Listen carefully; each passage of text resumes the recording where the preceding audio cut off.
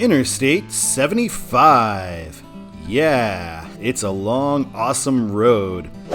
Alright, Interstate 75 South is what we are talking about today, and it'll be a little while before we get down to the ATL that we see here in this picture. Interstate 75 South, as we see, goes from the Canadian border at the Sioux Locks in northern Michigan, the only interstate in the Upper Peninsula, all the way down to the doorstep of Miami. Thank you for watching this episode of Control City Freak. This is the channel where we talk about interstate highways and the places that they are signed to go to. If you enjoyed this kind of content, please give us a like. And if you really dig it, why not hit that subscribe button? Alright, today we are talking about 75's what I feel like its true direction is, southbound. So, we're going to get lost in the weeds a little bit here in Sault Ste. Marie, Canada. We see these random residential streets, and we just get International Bridge to USA in the middle of this neighborhood. I do like that they say, no weed in Michigan. So, we turn right, and we have a customs immigration sort of area for leaving Canada straight away. And now we are on the elevated bridge that goes over the town of Sault Ste. Marie, Canada. We get back to the border, we have these two flags as we saw in the first episode of I-75 North, and we cross the Sioux Locks once again, heading toward Michigan, or at this point maybe we are in Michigan. We get to U.S. Border Patrol, U.S. Immigration coming over here. And once we're through all that, we get the Sault Ste. Marie exit, the one and only really, or I guess there's one more, the Pure Michigan sign, and 75 South St. Ignace. I guess they really wanted to sign something on the Upper Peninsula in the Upper Peninsula, but I would go right to Detroit to start. St. Ignace is a weird choice. We do get Saginaw on the third line here, and St. Ignace on the second, but still no Detroit.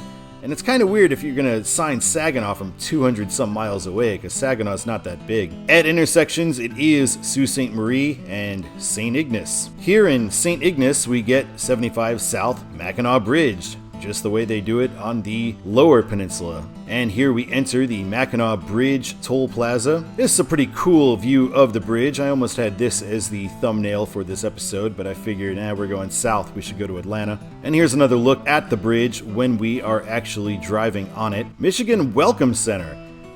Michigan almost feels like it considers itself to be two wholly different states here, because we've been in Michigan, so it's weird that we get a welcome center. And we are now on 75 South Saginaw. Again, I feel like that should just be Detroit. Saginaw is the bottom line road here, though. We meet 127, this is where I-73 will get off if it ever comes, which it probably won't. And we get Saginaw, Detroit for 75, Clare and Lansing for 127. We're heading towards Saginaw, we get 675 South downtown Saginaw, and hey, let's take 675 this time, why not? So here's a look at downtown Saginaw. I don't know if it looks like the kind of place you would sign from 250 miles away, but that's just me. I'm sure it's a fine town. And at the end of 675, we now get 75 South Flint, 75 North Mackinac Bridge. Again, I would say just Detroit will do. And now we are on the outskirts of Flint, so we get 475 downtown Flint. And hey, why not take 475 as well? We get the Flint water plant right near downtown Flint, so that's not great. And we meet I-69. The Port Huron part is a little bit covered up for some reason, must be some construction. And Lansing. 475 now signed for Detroit. 75 meets 23, so 75 Detroit, 23 Ann Arbor. And now we get a nice pull through on 75 for Detroit in the Pontiac area. Now we meet 696. It is signed for Port Huron and Lansing. And exit 59, 8 Mile Road. Why I wore a white t-shirt today. That's like 300 miles from the start of I-75 and at exit 59. And as we can see here at 8 Mile Road, we are entering the Detroit city limit. We don't go into Saginaw or Flint city limits on 75 proper, so this is the first real city we've been in 300 some miles of I-75's existence. All right, we're coming to I-94, Port Huron, and Chicago. And now we've got 375 for Civic Center, 75 for Toledo. And hey, Let's take 375, let's go to downtown Detroit. I've never been to Detroit before outside of the airport. It's the largest market in the US that I've never actually been to. So here we see the Renaissance Center in downtown Detroit near the end of I-375. And after looping around through downtown, we end up on Michigan Highway 10, which I believe used to be US 10, and we get 75 signed for Toledo and Flint. Here is the actual junction off of Michigan 10. 75 South Toledo is what we will be taking. We meet I-96. It seems a little more straightforward going southbound. 96 Lansing and 75 for Toledo. We meet the Ambassador Bridge again, the bridge to Canada. And we are meeting 275 North, and that's all they give us. No control cities, no pull through for I-75, just another one of these that we see a lot on I-75. Welcome to Ohio. We are meeting 280 on the outskirts of Toledo, so we're now signed for 75 South Dayton, 280 for Cleveland. 475 is right around where we get into Toledo proper, I believe, and 75 signed south for Dayton once again. Again, we have another annoying 80-90 Ohio Turnpike, and with no pull through for 75. They always do this with these turnpikes. This gantry is big enough we easily could have a 75 south pull through right on here, so I don't know why we don't, and I don't know why we don't get control cities for 80-90, but we do for 795. We meet 475 again, and it is signed for Ann Arbor, as is US 23. Well, really US 23, which we have now seen both sides of as it goes through Ann Arbor and has the shortcut between Flint, Saginaw, wherever, and Toledo. I've been looking forward to finding these signs. These signs are a lot of fun in 75 South in the Toledo area. So we get Bowling Green, Cincinnati, and Atlanta. We don't get the usual Dayton, and Atlanta is really a monkey wrench there. Lots of fun there. The next sign is even better. Now we get Dayton, our real control city, on the top line, then Lexington, and then Tampa. Awesome.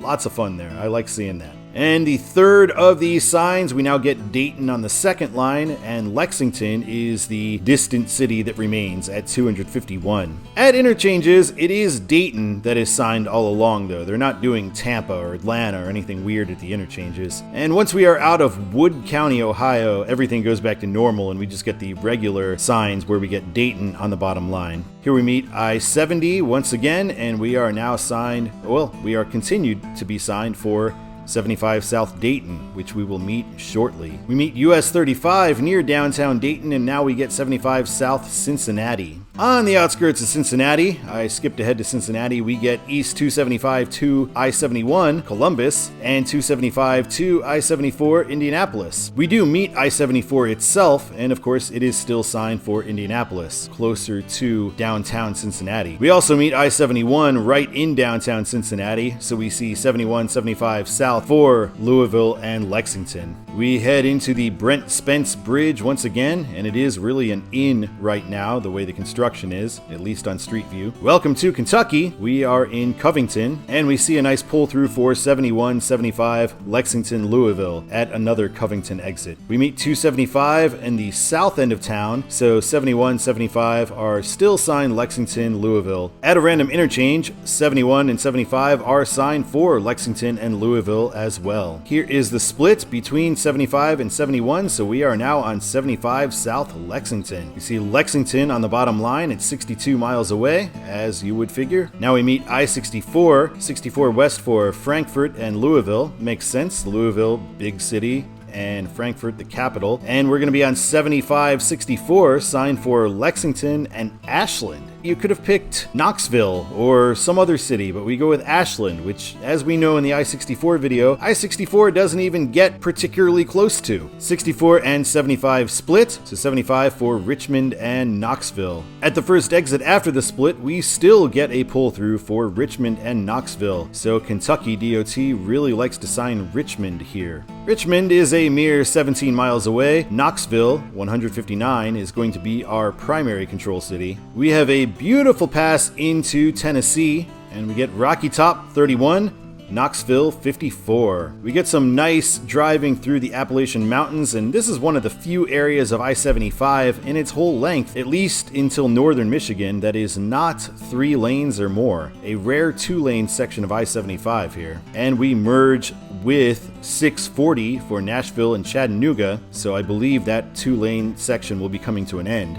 And now we are technically 2 lanes for this ramp getting onto 40, merging together. But we're back to a wide road once we are merged with 40. We see the 140 exit for Maryville and Oak Ridge, and we are assigned for Nashville and Chattanooga, just as one would expect. Here 75 and 40 split, so we get 75 South Chattanooga. Chattanooga 87, and we do get a little bit more 2-lane road here. We are heading into Chattanooga proper, so we are now assigned 75 South Chattanooga, Atlanta. So I like that. Tennessee not hesitating to pull the trigger. Atlanta is a huge place and one of the most important places in the South, so throw it up on that sign. Good work. This is fantastic too. 75 South Atlanta and West 24 to I-59, which it actually meets in Georgia, and we get Chattanooga, Birmingham, dual control cities here because 24 is going into Chattanooga, and after Chattanooga, 59 will be going to Birmingham. Probably not a lot of traffic going to Nashville this way because Nashville traffic would have just stayed on 40. Welcome to Georgia as soon as we are out of Chattanooga, and now we get Atlanta, 88 miles away. We get some huge signs in Atlanta. We have a major intersection with 285, just 285 bypass. They got room on that sign to put some control cities for 285, I think. But we get South 75, downtown Atlanta. We do have an interchange for 85 North,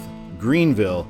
We didn't have a wrong way interchange coming northbound, but southbound we do. And just a mile down the road, we're no longer signed for downtown Atlanta. Instead, we're signed for Macon and Montgomery. I think downtown Atlanta would be fine all the way to I-20, personally. And we get this lovely view of downtown Atlanta on 75-85. And as I said, I've driven this road a few times, always southbound, and it's always been in non-traffic times too. So it's always been a lot of fun. Driving 75 through downtown Atlanta is really cool.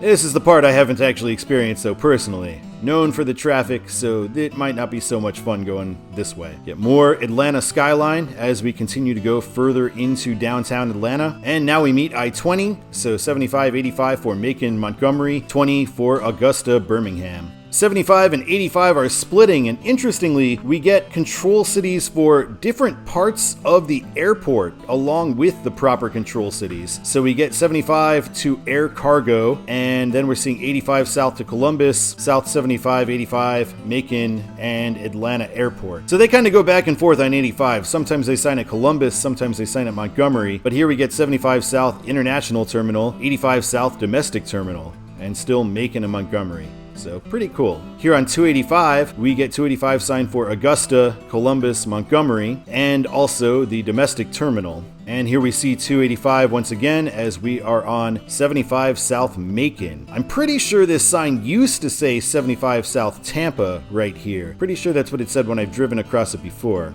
I have been told by commenters that it does say 75 South Tampa on 285, and we can see on Street View that this is in fact true. But I've never been on 285 before, so I know I haven't seen this, but I've definitely been on 75, so I know I saw it used to say Tampa. And I would argue it should say Tampa. Macon, though, is kind of okay. We got an interstate junction, and it's fairly sizable. Now we get 475, bypass 275 South, Valdosta, and 2 I-16, Macon, Savannah. Here's our exit for I-16 and Savannah, and we are now on 75 South, Valdosta. And if you like pull-through signs, well, be ready to be disappointed for a while. Valdosta. 112. In Valdosta, of course, there are no pull-through signs for I-75, which is kind of an argument to not make it a control city to begin with. It's not big enough to have a pull-through sign. Anywho, we do get Macon and Lake City.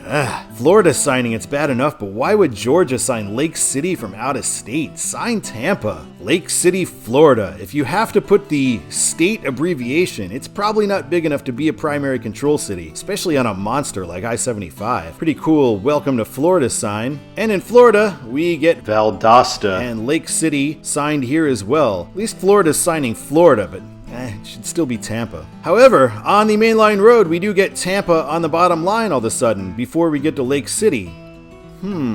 We meet I-10, Jacksonville, Tallahassee, and of course, no pull-through sign for I-75 because they hate doing that for some reason. I don't know why they don't. And I-10, we get I-75 North Valdosta and I-75 South Tampa. So we don't get Ocala. We definitely don't get Gainesville, so we're going straight south to Tampa from Lake City. In fact, we haven't even hit Lake City yet. Lake City is still further south on 75. Here in Lake City, we get an interchange for 75 North Valdosta and South Alachua. I think that's how you say it. Alachua? What are they doing? I've never even heard of that place up until I did this, and I've driven 75 through Florida way more times than anybody should ever have to in life, because it's a boring road. In Florida, not everywhere. Alright, so now we get Gainesville 42, Tampa 167, so we're not even going to sign Ocala southbound. I mean, granted, it never should have been signed northbound, but the main thing about Ocala is that it's the nearest big city to where Florida's turnpike splits off for Orlando, so it would kind of make more sense signing it southbound. Signing it northbound makes no sense at all because you're not going to go south on Florida's turnpike. In fact, you can't. There's no ramps. Still, 75 South Tampa in Gainesville and North Lake City. South of Ocala. Here is that split, so we get South Florida's turnpike Orlando, South 75 Tampa. Now we meet 275, and 275 is signed for Tampa and St. Petersburg. 75 South Naples. Naples. I was going to get on 275 as well, but I feel like this video is already long enough as it is, so 275 I'll save for its own video one day. Here we meet I-4, and so we get South 75 Naples. Should be Fort Myers. Bigger, closer, I don't know. 75 South, Naples, 275 North, St. Petersburg. And we get Naples on the bottom line throughout 75 as it goes along the west coast of Florida. And right before we get on Alligator Alley, we now get 75 South Miami. We enter the Alligator Alley here, and we get Fort Lauderdale 104 and Miami 127.